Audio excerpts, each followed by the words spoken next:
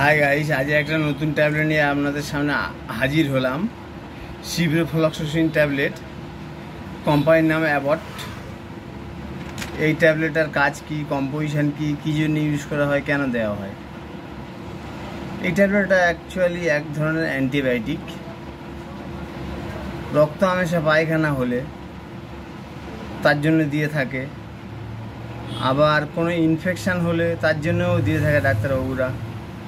এর কম্পোজিশানটা হলো আপনার সিভ্রোফ্লক্সাসিন ট্যাবলেট আইপি 500 mg, ফ্লক্সিব 500।